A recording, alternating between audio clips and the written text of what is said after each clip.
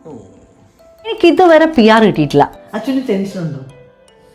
Students ചോദിച്ചിട്ടുള്ള ഒരു question ആണ്, PSW എലിജിബിൾ ആണോ? നിങ്ങളുടെ പ്രയർ മാത്രമേ ഉള്ളൂ എനിക്ക്, സോ കണ്ടിന്യൂ ചെയ്യാതെ. സ്റ്റുഡൻറ് വിസയിൽ വന്നിട്ടുണ്ടെങ്കിൽ എങ്ങനെ UK സെറ്റിൽ ആവാം?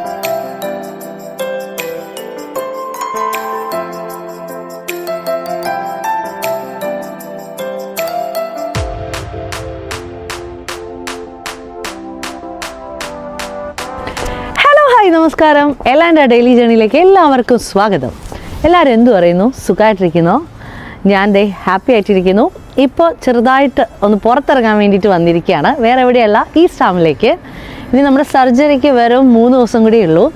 അപ്പോൾ സർജറിക്ക് മുമ്പേ എനിക്ക് ചില കാര്യങ്ങളൊക്കെ ചെയ്ത് തീർക്കാനുണ്ട്. ഇന്ന് ഞാനിപ്പോൾ ഈസ്റ്റ് ഹാമിലേക്ക് പോകുന്നത് തനിച്ചല്ല, ഞാനും അച്ചായും റിജോഷും ലെവിക്കുട്ടിനും ഉണ്ട്. ലെവിക്കുട്ടിനും അച്ചുവും കാറിലിരിക്കുകയാണ്.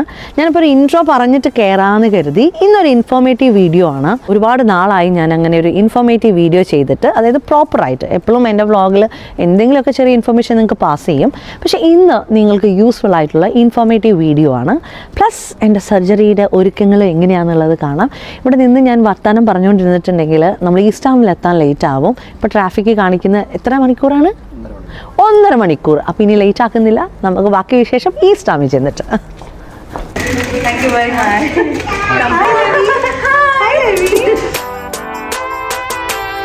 ഫുഡൊക്കെ കഴിച്ച് നല്ലൊരു വെൽക്കമിങ് ആണ് എനിക്ക് ലെജൻഡ് സോളിസിറ്റേഴ്സ് തന്നിരിക്കുന്നത്. അതുകൊണ്ട് തന്നെ ഇന്ന് ഞാൻ എന്തിനാണ് ഇവിടെ വന്നിരിക്കുന്നതെന്നും കൂടെ പറയാം. ഒരു ഇൻഫോർമേറ്റീവ് വീഡിയോ ആണ് ഇന്ന് എൻ്റെ എപ്പിസോഡിൽ നിന്ന്. ഞാൻ ഓൾറെഡി പറഞ്ഞു കഴിഞ്ഞു, എനിക്ക് ഇതുവരെ PR കിട്ടിയിട്ടില്ല. ഞാൻ 10 ഇയേഴ്സ് കഴിഞ്ഞു കേട്ടോ UK സെറ്റിലായിട്ട്. എന്തുകൊണ്ടാണ് എനിക്ക് PR കിട്ടാത്തത് എന്ന് ചോദിച്ചിട്ടുണ്ടെങ്കിൽ, ഒരു 5 ഇയേഴ്സോളം ഞാൻ അപ്പ് ആൻഡ് ഡൗൺ എപ്പോഴും എല്ലാ മാസവും പോയി വരുമായിരുന്നു. അപ്പോൾ അതുകൊണ്ട് തന്നെ അതിന് എലിജിബിൾ അല്ലായിരുന്നു ഞാൻ. പിന്നെയും സെക്കൻഡ് ടൈം ഞാൻ അപ്ലൈ ചെയ്തിട്ടുണ്ട്. അതെനിക്ക് കിട്ടാൻ പോകുന്നത് മാർച്ചിലാണ്. സോ അതുവരെ എനിക്ക് വെയിറ്റ് ചെയ്യേണ്ടി വരും. അതിന് മുമ്പേ ഇവിടെ വരുന്ന സ്റ്റുഡൻസിനെല്ലാം അറിയാൻ ആഗ്രഹിക്കുന്ന ഒരു കാര്യമാണ്, സ്റ്റുഡൻറ് വിസയിൽ വന്നിട്ടുണ്ടെങ്കിൽ എങ്ങനെ UK സെറ്റിൽ ആകാൻ പറ്റുമോ, അതിന് എന്തൊക്കെ പ്രിപ്പറേഷൻസ് ആണ് എടുക്കേണ്ടത് എന്നുള്ള ക്വസ്റ്റ്യൻസിനുള്ള ഉത്തരം പറഞ്ഞു തരാൻ എനിക്കറിയില്ല. പക്ഷെ നമ്മുടെ ഇവിടുത്തെ സോളിസിറ്ററായ അരവിന്ദ് ഏട്ടനെ അറിയാം. ആദ്യം നമുക്ക് അരവിന്ദ് ഏട്ടനെ ഒന്ന് പരിചയപ്പെടാം. ഓക്കെ, ഹലോ ചേട്ടാ, നമസ്കാരം. Hello, happy new year. അരവിന്ദനെ എനിക്ക് ഒരുപാട് നാളുകളായിട്ട് അറിയാം. പക്ഷേ UK മലയാളികൾക്ക് എന്നെക്കാട്ടി പരിചയമാണ്. കാരണം 15 വർഷമായി ഈ ഓഫീസ് ഇവിടെ സ്റ്റാർട്ട് ചെയ്തിട്ട്. അതിനു മുമ്പേ ചേട്ടൻ എങ്ങനെയാണ് വന്നത്? സോ എന്നെ വെൽക്കം ചെയ്ത് നിങ്ങൾ കണ്ടല്ലോ, ഒത്തിരി മലയാളി കുട്ടികളെ ഹെൽപ്പ് ചെയ്തിട്ടുള്ളതാണ് ചേട്ടൻ. നമുക്ക് ചേട്ടനെ ഒന്ന് ഫസ്റ്റ് പരിചയപ്പെടാം കേട്ടോ. Hello, I am Aravind Sreevalsalan, principal solicitor of legend solicitors, practising in immigration and conveyancing. 2005 ഞാൻ UK വന്നത്. സ്റ്റുഡൻ്റ് ആയിട്ടാണ് വന്നത്.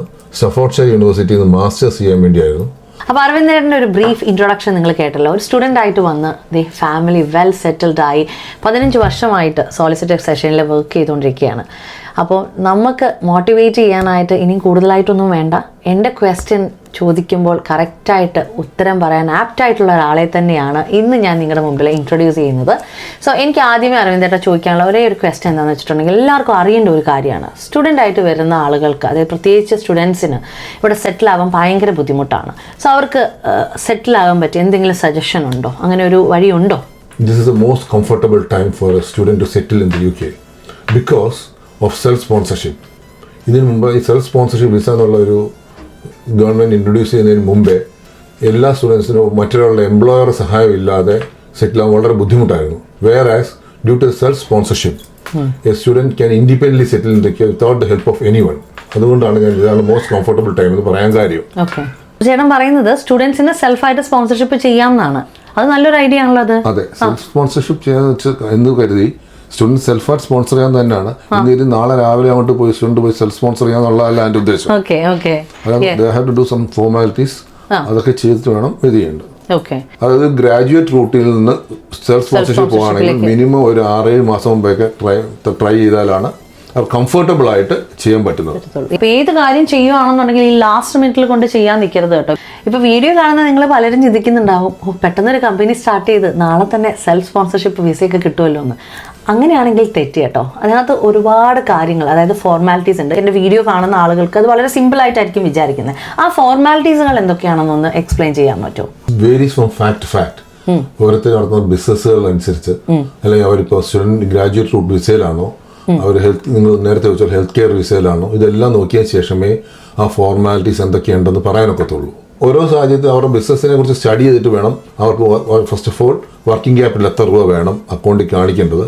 ഇങ്ങനെ പല ഫോർമാലിറ്റീസ് ഉണ്ട്. എന്തൊക്കെയാണ് ലൈസൻസിങ് വേണ്ടത്, എക്സ്പോർട്ട് ലൈസൻസ് ചെയ്യുന്നവർക്ക് വേറെ ലൈസൻസിങ് ആണ് വേണ്ടത്. ഇപ്പോൾ ഫുഡ് ആൻഡ് ഐറ്റം, ഇപ്പോൾ റെസ്റ്റോറൻറ്റ് അല്ലെങ്കിൽ ഫുഡ് ട്രക്ക് അങ്ങനത്തെ ബിസിനസ് ആണെങ്കിൽ അതിന് വേണ്ട ഫോർമാലിറ്റീസ് പറഞ്ഞാൽ hygiene certificate, health and safety അതൊക്കെ ആയിരിക്കും. പക്ഷേ ഓഫ് ലൈസൻസിങ് അതൊക്കെ ആണെങ്കിൽ അധികം ഫോർമാലിറ്റീസ് ഇല്ല.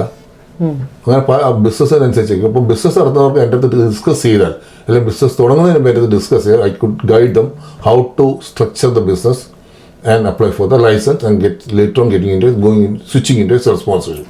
അപ്പോൾ വിദേശത്ത് സെറ്റിൽ ആയിട്ടുള്ള ആളുകൾക്ക് ഒരു ഡൗട്ട് കാണും, വിദേശത്ത് നിന്ന് സെൽഫ് സ്പോൺസർഷിപ്പ് വിസ അപ്ലൈ ചെയ്യാൻ പറ്റുമോ? തീർച്ചയായിട്ടും പറ്റും. ഓക്കെ. അവർക്കപ്പുറം കമ്പനി ഇവിടെ UK ഓപ്പൺ ചെയ്യണം. ഓക്കെ. ഈ സെയിം ഫോർമാലിറ്റീസ് ഉണ്ട്, കുറച്ചും കൂടെ ഫോർമാലിറ്റീസ് കൂടുതലാകും, പക്ഷെ എങ്കിലും അപ്ലൈ ചെയ്യാൻ പറ്റും. ബിക്കോസ് അവർ ഇവിടെ അല്ലല്ലോ, വിദേശത്തായതുകൊണ്ട് കുറച്ച് ടെക്നിക്കലി മറ്റേവരെക്കാളും കുറച്ചുകൂടെ ബുദ്ധിമുട്ടുണ്ട്. അപ്പോൾ ചേട്ടൻ ഇപ്പം UK ഇപ്പോൾ ഒത്തിരി ആളുകൾക്ക് സെൽഫ് സ്പോൺസർഷിപ്പ് വിസ കൊടുത്തിട്ടുണ്ട്. അപ്പം ഏകദേശം ഒരു എത്ര പേർക്ക് ഞാനല്ല കൊടുത്തിട്ടുണ്ട്, അതറിയാം, എന്നാലും ഒരുപാട് പേര് ഡീൽ ചെയ്തിട്ടുണ്ട്. യെസ്, 100-ലധികം ആപ്ലിക്കേഷൻസ് ഞങ്ങൾ സബ്മിറ്റ് ചെയ്തു. ഒരു ആപ്ലിക്കൻ്റ് വെച്ചിട്ട് ബാക്കി എല്ലാ ആപ്ലിക്കേഷൻസും സക്സസ്ഫുൾ ആണ്. പേരെടുത്ത് പറയാനൊക്കെ ഇല്ല, പക്ഷേ ഞങ്ങളുടെ ഡീറ്റെയിൽ ലിസ്റ്റ് ഓഫ് ആപ്ലിക്കേഷൻസ് ഞങ്ങളുടെ വെബ്സൈറ്റിൽ നിങ്ങൾ പബ്ലിഷ് ചെയ്യുന്നതായിരിക്കും. അരവിന്ദേട്ടൻ്റെ ഓഫീസിൽ 25 സ്റ്റാഫ്സ് ഉണ്ട്. സോ അവരെല്ലാം നമുക്ക് പരിചയപ്പെടണം. ഇനി അടുത്ത ക്വസ്റ്റ്യൻ ഞാൻ ചോദിക്കാൻ പോകുന്നത് എനിക്ക് മെസ്സേജിലൂടെ ആളുകൾ ചോദിച്ചിട്ടുള്ള, അതായത് പ്രത്യേകിച്ച് സ്റ്റുഡൻസ് ചോദിച്ചിട്ടുള്ള ഒരു ക്വസ്റ്റ്യൻ ആണ്. ഇപ്പം നമ്മൾ സ്റ്റുഡൻറ്റ് വിസയിൽ നിൽക്കാൻ നേരത്തെ ഇപ്പോൾ അവരുടെ കോഴ്സ് കംപ്ലീറ്റ് ആയിട്ടില്ല, ഒരു 2-3 മന്ത്സും കൂടി ഇനിയും ഡിലേ ആകും റിസൾട്ട് വരാൻ വേണ്ടിയിട്ട്. ആ സമയത്ത് നമുക്ക് PSW അപ്ലൈ ചെയ്യാൻ പറ്റുമോ ഇല്ലയോ എന്നുള്ളതാണ്. ലിൻഡി ചോദിച്ചൊരു വളരെ ക്രൂഷ്യൽ ക്വസ്റ്റ്യൻ ആണ്. കാര്യം പല ഇൻ്റർനാഷണൽ സ്റ്റുഡൻസിനും നാട്ടിൽ നിന്ന് വന്നിട്ട് ഒരു വർഷത്തിലുള്ള UK സിസ്റ്റമായിട്ട് അഡാപ്റ്റ് ചെയ്ത് കോഴ്സ് കംപ്ലീറ്റ് ചെയ്യാൻ പറ്റാത്ത സാഹചര്യം ഉണ്ടാവുകയും 2-3 മാസം അവർക്ക് കോഴ്സ് കംപ്ലീറ്റ് ചെയ്യാൻ റീസീറ്റ് കാരണം ഉണ്ടാകുന്നുണ്ട്. ഈ 3-4 മാസത്തെ ഷോർട്ടേജ് കൊണ്ട് ഗ്രാജുവേറ്റ് തൊട്ട് കിട്ടാത്ത, പോസ്റ്റ് സ്റ്റഡി വർക്ക് കിട്ടാത്ത സ്റ്റുഡൻസിന് ഞങ്ങൾക്ക് ഹെൽപ്പ് ചെയ്യാം, അവർക്ക് എടുത്തു കൊടുക്കാൻ തീർച്ചയായിട്ടും ഞങ്ങളെ കൊണ്ട് കഴിയും, ഗ്യാരൻറ്റിയായിട്ട് എടുത്തു കൊടുക്കാൻ പറ്റും. ഫുൾ ഫീ കൊടുത്തിട്ട് 1 or 2 മൊഡ്യൂൾ ഫെയിൽ ആയത് കാരണം വിസ കർട്ടെയിൽ ചെയ്താൽ വിസ എക്സ്റ്റെൻഡ് ചെയ്യാൻ പറ്റുമോ ഇല്ലയോ? തീർച്ചയായിട്ടും എക്സ്റ്റെൻഡ് ചെയ്യാൻ പറ്റും. ഓക്കെ, അതെങ്ങനെയാണ്? അത് അതിനെക്കുറിച്ച് ഡീറ്റെയിൽ ആയിട്ട് പറയാൻ എന്നെക്കാളും നല്ലത് അഡ്വക്കേറ്റ് നവമിയാണ്. ലാസ്റ്റ് ഇയർ പുള്ളിക്കാരി 20ഓളം കേസുകൾ ചെയ്തു, അതിൽ 18 കേസ് സക്സസ്ഫുൾ ആണ്. അഡ്വക്കേറ്റ് നവമിയെ വിളിക്കാം. നവമി നസീർ എവിടെയാണ് സ്ഥലം? അതൊക്കെ ഒന്ന് പറഞ്ഞോളൂ. ഞാൻ കൊല്ലത്തുനിന്നാണ്. ഇവിടെ ഇപ്പം വന്നിട്ട് ഒരു 3 years ആയി. സ്റ്റുഡൻ്റ് ആയിട്ട് വന്നതായിരുന്നു കൊവൻട്രി യൂണിവേഴ്സിറ്റിയിൽ. ആഫ്റ്റർ ദാറ്റ് ഞാൻ ലെജൻഡ്സ് ഓൾ സ്റ്റാർസിൽ കേസ് വർക്കറായിട്ട് ജോബ് കിട്ടിയപ്പോഴത്തേനും ഞാൻ കൊവൻട്രിയിൽ നിന്ന് ഇങ്ങോട്ട് ലണ്ടനിലേക്ക് മൂവ് ചെയ്യും. ക്വസ്റ്റ്യൻ്റെ ആൻസറിലേക്ക് പോകാം. ഇപ്പോൾ 18ഓളം കേസുകളല്ലേ ഇപ്പോൾ ജയിച്ചിരിക്കുന്നത്. സോ അപ്പോൾ ആ ഒരു എക്സ്പീരിയൻസും അതുപോലെ തന്നെ ഇങ്ങനത്തെ ഒരു സിറ്റുവേഷൻ വന്നിട്ടുണ്ടെങ്കിൽ അതെങ്ങനെ ഫേസ് ചെയ്യാൻ പറ്റും, ഓവർകം ചെയ്യാൻ പറ്റും, അതൊന്ന് പറയാമോ? ഫസ്റ്റ്ലി നമ്മൾ സ്റ്റുഡൻസ് എപ്പോഴും യൂണിവേഴ്സിറ്റി ആയിട്ട് ഒരു പ്രോപ്പർ കോൺടാക്റ്റും കമ്മ്യൂണിക്കേഷനും വെച്ചേക്കണം. അപ്പോൾ നമുക്ക് അത് കഴിഞ്ഞിട്ട് നമുക്ക് കുറേ പ്രോസസ്സ് ഉണ്ട്. കാരണം ഈച്ച് ആൻഡ് എവറി യൂണിവേഴ്സിറ്റി, എല്ലാം ഓൾമോസ്റ്റ് UK എല്ലാ യൂണിവേഴ്സിറ്റീസിനും ഡിഫറെൻറ്റ് പ്രൊസീജിയേഴ്സും പ്രോട്ടോകോൾസും ആണ് അവരുടേത്. ഓരോ യൂണിവേഴ്സിറ്റിക്കും സെപ്പറേറ്റ് തന്നെ അവരുടെ ഒരു പ്രൊസീജിയേഴ്സ് ഉണ്ട് അവർക്ക് ഓരോ ചെയ്യുന്നതിനും. അപ്പോൾ ഫസ്റ്റ്ലി നമുക്ക് അപ്പീൽസ് ഉണ്ട്. പിന്നെ നമ്മൾക്ക് അവർ അപ്പീൽ റിജക്റ്റ് ചെയ്യുകയാണെങ്കിൽ തന്നെ നമുക്ക് OIA office of the independent അഡ്ജുഡിക്കേറ്ററിന് നമുക്ക് അവരിൽ അപ്പീൽ ചെയ്യാം. അങ്ങനെ കുറേ പ്രോസസ്സ് നമുക്ക് ഇവിടെ ഉണ്ട് സ്റ്റുഡൻസിന്. ചിലപ്പം ഒരു സബ്ജക്റ്റ് ഫെയിൽ ആയതിനായിരിക്കും അവർ ചിലപ്പോൾ കുട്ടികളെ അൺനെസസറി റീസൺസിന് വരെ സ്റ്റുഡൻസിന് അവർ ഫെയിൽ ആക്കുന്നുണ്ട്. അപ്പോൾ ആ ഫെയിൽ ആക്കുന്നത് കാരണവും അല്ലാണ്ട് തന്നെ വിസ ക്യാൻസൽ ചെയ്ത് വിടുന്നുണ്ട്. ഒരുപാട് പ്രൊസീജിയേഴ്സ് ഉണ്ട് നമുക്ക് സ്റ്റുഡൻസിനെ ഇവിടെ ഹെൽപ്പ് ചെയ്യാനായിട്ട്. അപ്പോൾ ഡീറ്റെയിൽ ആയിട്ട് അറിയണമെന്നുണ്ടെങ്കിൽ ഈ കാണുന്ന നമ്പറിൽ കോൺടാക്ട് ചെയ്യുക. നവമി അതിനുള്ള ഉത്തരവായിട്ട് നിങ്ങളുടെ മുമ്പിലേക്ക് എത്തുന്നതായിരിക്കും, അല്ലേ നവമി? അതെ. ചേട്ടാ, അടുത്ത ക്വസ്റ്റ്യൻ എന്താണെന്ന് വെച്ചിട്ടുണ്ടെങ്കിൽ പോസ്റ്റ് ഗ്രാജുവേറ്റ് ഡിഗ്രി സർട്ടിഫിക്കറ്റ് കിട്ടിയ സ്റ്റുഡൻസിന് PSW എലിജിബിൾ ആണോ? 100% എലിജിബിൾ ആണ്, അത് യാതൊരു ഡൗട്ടും വേണ്ട. കാര്യം immigration rules is very clear about that. Lindy ചോദിച്ച ചോദ്യത്തിന് ആരോടും ചോദിക്കേണ്ട. പാരഗ്രാഫ് 5.1 വളരെ ക്ലിയർ ആണ്. UK post graduate degree is A eligible qualification. Okay. അപ്പോൾ നാട്ടിലെല്ലാം സെറ്റിൽ ആയിട്ടുള്ള ആളുകൾ UK വന്ന് ജോലി ചെയ്യാൻ ആഗ്രഹിക്കുന്നതിൻ്റെ മുമ്പേ ആഗ്രഹിക്കുന്ന ഒരു കാര്യമാണ് വീട് വാങ്ങാൻ പറ്റുമോ എന്നുള്ളത്. ചേട്ടാ, അപ്പോൾ UK വന്നിട്ട് 1 വർഷത്തിനുള്ളിൽ വീട് വാങ്ങാൻ പറ്റുമോ? അതുപോലെ തന്നെ ഈ PSW ഉള്ളവർക്ക് വീട് വാങ്ങാൻ പറ്റുമോ? അത് കൺഫ്യൂസ് ചോദ്യമായി. 2 ക്വസ്റ്റ്യൻ ഉണ്ട്. അതെ. ഒരു കുഴപ്പമില്ല. വന്നിട്ട് പിറ്റേ ദിവസം തന്നെ നിങ്ങൾ വീട് മേടിച്ചു, കൈ പൈസ ഉണ്ടെങ്കിൽ. ഓക്കെ. 10% ആണോ? 10%, 5% വരെ കിട്ടുന്നുണ്ട്. ഓക്കെ. ഇപ്പൊ PSW ഉള്ളവർക്ക് വീട് വാങ്ങാൻ പറ്റുമോ? തീർച്ചയായും. സ്റ്റുഡന്റ് എന്തിനാ PSW വരെ പോകുന്നത്? സ്റ്റുഡന്റ് വിസ വയ്ക്കുമ്പോൾ തന്നെ മേടിച്ചു. ഓക്കെ. അത്ര പേരൊന്നും പോകണ്ട, സ്റ്റുഡന്റ് വിസ വയ്ക്കുമ്പോൾ തന്നെ മേടിക്കാം. ഓക്കെ. ചേട്ടാ, ഈ കോഴ്സ് പാസ്സാകാത്തവർക്ക് സ്കിൽഡ് വർക്ക് വിസയിലേക്ക് മാറാൻ പറ്റുമോ പെട്ടെന്ന് എടുത്ത് മാറ്റണം. പിന്നെയും പറയണം, കോഴ്സ് പാസ്സാകണമെന്ന് നിർബന്ധമില്ല, കോഴ്സ് കംപ്ലീറ്റ് ചെയ്താൽ മതി. ഓക്കെ. അപ്പോൾ കോഴ്സ് കംപ്ലീറ്റ് ചെയ്തിട്ടുണ്ട്, പാസ്സായില്ലെങ്കിൽ പോലും സ്റ്റുഡൻസിന് സ്കിൽഡ് വർക്ക് വിസയിലേക്ക് മാറാൻ പറ്റും. എന്തെങ്കിലും ഡൗട്ട്സ് ഉണ്ടെങ്കിൽ എന്നെ വിളിച്ചാൽ മതി, ഞാൻ ക്ലാരിഫൈ ചെയ്യാം. ഓക്കെ. ഏകദേശം അരവിന്ദേട്ടൻ എൻ്റെ ക്വസ്റ്റ്യൻസിനുള്ള എല്ലാ ഉത്തരവും കറക്റ്റായിട്ട് പറഞ്ഞു തന്നിട്ടുണ്ട്. സ്റ്റുഡൻസും അതുപോലെ തന്നെ എൻ്റെ വീഡിയോ കാണുന്ന എല്ലാവരും ഹാപ്പി ആയിട്ടുണ്ടെന്ന് വിചാരിക്കുന്നു. Thank you so much for your help. Thanks a lot. ഈ ഒരു ടൈമിനാണ് അപ്രീഷിയേറ്റ് ചെയ്യേണ്ടത്. നിങ്ങൾ ഇങ്ങോട്ട് വരുന്നതിന് മുമ്പേ ആദ്യമേ പ്രിപ്പയർ ചെയ്യേണ്ട കുറച്ച് കാര്യങ്ങളാണ് ഒരു യൂണിവേഴ്സിറ്റിയുടെ പോളിസി ആൻഡ് പ്രൊസീജിയേഴ്സ്. സോ അത് ഫോളോ അപ്പ് ചെയ്ത് മാത്രമേ നിങ്ങൾ അടുത്ത സ്റ്റെപ്പിലേക്ക് കടക്കാൻ പാടുള്ളൂ. ഏത് ആളുകളാണെങ്കിലും, ഒരു സ്റ്റുഡൻ്റായിട്ട് വരുവാണെങ്കിലും, ഇപ്പോൾ വർക്കിൻ്റെ കാര്യത്തിന് വരുവാണെങ്കിലും, എല്ലാ കാര്യങ്ങളും. ഇപ്പം നിങ്ങളെ ഹെൽപ്പ് ചെയ്യാൻ സോളിസിറ്റേഴ്സ് കാണും, അല്ലെങ്കിൽ നിങ്ങളെ ഹെൽപ്പ് ചെയ്യാൻ നിങ്ങളെ കൊണ്ടുവരുന്ന ആളുകൾ കാണും. പക്ഷെ നിങ്ങളുടേതായിട്ടുള്ള ഒരു റെസ്പോൺസിബിലിറ്റി എന്ന് പറയുന്നത്, നിങ്ങൾ ഏതൊരു കോഴ്സിനാണോ വരുന്നത് അതിനെക്കുറിച്ച് ഡീറ്റെയിൽഡ് ആയിട്ട്, ആ യൂണിവേഴ്സിറ്റിയെക്കുറിച്ച് ഡീറ്റെയിൽഡ് ആയിട്ട് അറിഞ്ഞതിന് ശേഷം മാത്രം അടുത്ത സ്റ്റെപ്പ് വെക്കാൻ ശ്രമിക്കുക. അപ്പോൾ once again thank you so much അരവിന്ദേട്ട. God bless you. ഒരുപാട് ഇൻഫർമേഷൻ ആണ് നമ്മൾക്ക് ഇന്നത്തെ വ്ളോഗിലൂടെ ഷെയർ ചെയ്ത് തന്നത്. അത് എല്ലാവർക്കും ഹെൽപ്ഫുൾ ആകുമെന്ന് തന്നെ ഞാൻ വിചാരിക്കുന്നു. അപ്പോൾ നമുക്ക് ഇനി അടുത്ത പ്രിപ്പറേഷൻ എന്ന് പറയുന്നത് എൻ്റെ സർജറിയിലേക്ക് പോകേണ്ടതാണ്. അപ്പോൾ നിങ്ങളുടെ പ്രാർത്ഥന തീർച്ചയായിട്ടും വേണം. So thank you once again. ഇനിയും ഡൗട്ടുകൾ ഉണ്ട് എന്നുണ്ടെങ്കിൽ കമൻറ്റ് ബോക്സിലൂടെ അറിയിക്കുക. ഇനി അരവിന്ദേട്ടനെ കോൺടാക്ട് ചെയ്യണമെന്നുണ്ടെങ്കിൽ ഇമെയിൽ ത്രൂ നിങ്ങൾക്ക് കോൺടാക്ട് ചെയ്യാം. ഡിസ്ക്രിപ്ഷനിൽ ഫോൺ നമ്പറും ഡീറ്റെയിൽസും അഡ്രസ്സും അതുപോലെ തന്നെ ഇമെയിൽ ഐ ഡി ഞാൻ കൊടുക്കുന്നുണ്ട്. എന്നോട് നിങ്ങൾ കമൻറ്റ് അയച്ച് ക്വസ്റ്റ്യൻ ചോദിക്കുന്നതിനെക്കാട്ടി നല്ലത് ദ കറക്റ്റ് പേഴ്സൺ എൻ്റെ ഫ്രണ്ടിൽ ഇരിക്കുന്നുണ്ട്. ഞാൻ എല്ലാ ഡീറ്റെയിൽസും ഷെയർ ചെയ്യുന്നുണ്ട്. അപ്പോൾ നിങ്ങൾക്ക് അരവിന്ദേട്ടനിലൂടെ ബാക്കി ക്വസ്റ്റ്യൻസിനുള്ള ഉത്തരം കിട്ടുന്നതായിരിക്കും. ഓക്കെ. Good morning all. നാളെ രാവിലെയാണ് കേട്ടോ സർജറി പറഞ്ഞിരിക്കുന്നത്. വീട്ടിൽ നിന്ന് നമ്മളൊരു 7 മണിയാകുമ്പോഴത്തേക്ക് ഇറങ്ങാനുള്ള പരിപാടിയാണ്. വീട്ടിൽ നിന്നൊരു 15 to 20 മിനിറ്റ്സ് ഡ്രൈവേ ഉള്ളൂ. നമ്മൾ ഈ സർജറി പ്രൈവറ്റ് ആയിട്ടാണ് ചെയ്യുന്നത്. NHSൻ്റെ അപ്പോയിൻമെൻറ്റ് കിട്ടി വരുമ്പോഴത്തേക്ക് ഒരുപാട് ലേറ്റ് ആവും കേട്ടോ. പിന്നെ ലെവിക്കുട്ടിൻ്റെ ഈ ദോശ ചുടുന്ന വീഡിയോ ഓൾറെഡി നിങ്ങൾ റീൽസിൽ കണ്ടു കാണും. നമ്മൾ എന്താണോ ചെയ്യുന്നത്, നമ്മളാണ് നമ്മുടെ കുഞ്ഞുങ്ങളുടെ റോൾ മോഡൽസ്. അത് തന്നെ അവർ ഇമിറ്റേറ്റ് ചെയ്യും. ഏത് കാര്യങ്ങളാണെങ്കിലും ഒരു 2-3 പ്രാവശ്യം നമ്മൾ ചെയ്യുന്നത് അതേപോലെ കാണുവാണെന്നുണ്ടെങ്കിൽ അവരും അത് തന്നെ ചെയ്യാൻ ശ്രമിക്കും. നമ്മൾ ചിലപ്പോൾ അത് നോട്ട് ചെയ്യാതെ പോകുന്നത് കൊണ്ടാണ് നമ്മുടെ ശ്രദ്ധയിൽപ്പെടാത്തത്. പിന്നെ അവരെന്തെങ്കിലും പഠിക്കാൻ ആഗ്രഹിക്കുന്നുണ്ടെങ്കിൽ വളരെ പേഷ്യൻസോട് കൂടിയും അതുപോലെ തന്നെ ടൈം എടുത്ത് അവരുടെ കൂടെ കുറച്ച് നേരം നിന്നിട്ടുണ്ടെങ്കിൽ അവർ പെട്ടെന്ന് തന്നെ പഠിക്കുകയും ചെയ്യും കേട്ടോ. അപ്പം ദോശയുടെ കൂട്ടത്തിലുണ്ടാക്കിയ ചമ്മന്തിയെക്കുറിച്ചിട്ട് കുറച്ച് പേര് ചോദിച്ചിട്ടുണ്ടായിരുന്നു. അതാണിപ്പോൾ ഞാൻ കാണിക്കാൻ പോകുന്നത്. ഈ ഒരു ചട്നിയുടെ റെസിപ്പി നമ്മുടെ മൈസൂരിലെ വീട്ടിൽ വരുന്ന ഒരു ചേച്ചി പഠിപ്പിച്ചു തന്നതാണ് കേട്ടോ. എനിക്ക് ഈ ഗ്രീൻ കളർ ഭയങ്കര ഇഷ്ടമായതുകൊണ്ട് കൊറിയാൻഡറും തേങ്ങയും ഇഞ്ചിയും ചെറിയുള്ളിയും പൊട്ടുകടലയും പിന്നെ നമ്മുടെ പീനട്ടും കൂടി ഇട്ടിട്ട് ഗ്രൈൻഡ് ചെയ്യുക. കുറച്ച് ഉപ്പും കൂടി ഇട്ടിട്ട് ഗ്രൈൻഡ് ചെയ്തെടുക്കുക. നല്ല അടിപൊളിയായിട്ട് സെറ്റായിട്ട് വരും.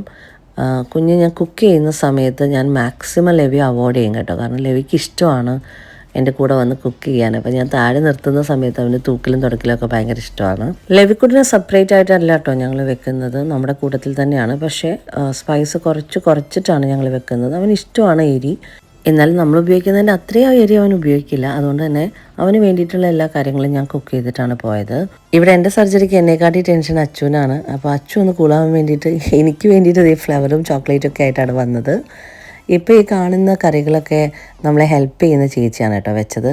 അത് റെനിക്കും അച്ഛനും ഒക്കെ വേണ്ടിയിട്ടാണ്. അച്ഛന് പൊതുവേ എരിവും അതുപോലെ തന്നെ ഉപ്പുമൊക്കെ കുറവാണ് ഇഷ്ടം. ചേച്ചിക്ക് ആദ്യം ഒന്നും സെറ്റായില്ലായിരുന്നു, പിന്നെ എല്ലാം ഓക്കെ ആയിട്ട് വന്നു.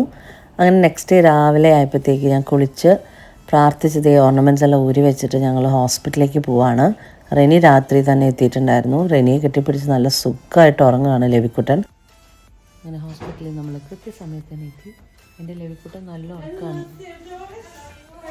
റെനിയുടെ കൂടെ ലെവിക്കുട്ടൻ നല്ല ഉറക്കമാണ്. എൻ്റെ സ്റ്റോറി കണ്ടിട്ട് ഒരുപാട് പേര് മെസ്സേജ് അയച്ചു. ഒരു സർജറിക്ക് പോകുന്നിടത്ത് ചേച്ചി എന്തൊരു ഹാപ്പി ആയിട്ടാണ് പോകുന്നത്, വെറുതെ എന്തിനും ആവശ്യമില്ലാത്ത കാര്യങ്ങളിൽ ടെൻഷൻ അടിക്കുന്നത്. നമ്മൾ പ്രാർത്ഥിച്ചങ്ങ് ഇറങ്ങിയതല്ലേ, ദൈവം നോക്കിക്കോളും ബാക്കി കാര്യങ്ങളൊക്കെ. ട്രിപ്പിൽ വന്നിട്ട് റൂമൊക്കെ എടുത്ത് എൻജോയ് ചെയ്യുന്ന പോലെ തോന്നുന്നുണ്ടല്ലേ. നമ്മളൊരു വഴിക്ക് പോലെ എല്ലാം പ്രിപ്പയർ ആയിരിക്കണം. സന്തോഷത്തോടെ പോയി സന്തോഷത്തോടെ വരാനാണ് ബൈബിളിൽ എഴുതിയിരിക്കുന്നത്. അപ്പം അങ്ങനെ സന്തോഷത്തോടുകൂടി വന്നിരിക്കുകയാണ്.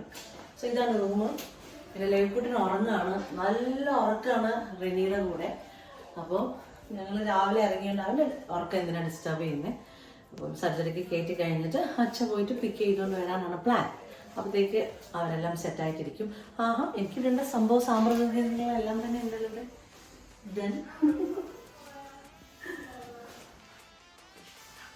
എൻ്റെ ഡാഡിയും അക്കയും അച്ചും ഒരേപോലെ അനാവശ്യമായിട്ട് ടെൻഷൻ അടിക്കുന്ന ആൾക്കാരാണ് കേട്ടോ. അച്ചുവിൻ്റെ ഫേസിൽ എഴുതി വെച്ചിട്ടുണ്ടായിരുന്നു ടെൻഷൻ എന്നുള്ള വാക്ക്. അത് എല്ലാ കാര്യങ്ങളിലും അങ്ങനെയാണ്, പ്രത്യേകിച്ച് സർജറി എന്നൊക്കെ കേട്ട് കഴിഞ്ഞിട്ടുണ്ടെങ്കിൽ. അച്ചുവിന് ടെൻഷൻ ഉണ്ടോ? എനിക്ക് ടെൻഷൻ എന്താണെന്നറിയോ, അച്ഛനെ കുറിച്ച് ആലോചിച്ച പിന്നെ എൻ്റെ ലവിക്കുട്ടിനെ. അച്ഛന് മനസ്സിലായി ഞാൻ എന്താ ഉദ്ദേശിച്ചത്? എന്താ എന്താ എൻ്റെ സർജറി പക്ഷെ ടെൻഷൻ അച്ഛനാണ്. അയ്യോ എനിക്ക് ശരിക്കും ഉറക്കം വരുന്നു. മെനു ഒക്കെ കണ്ടപ്പോൾ എനിക്ക് എന്തെങ്കിലുമൊക്കെ ഒന്ന് കഴിച്ച്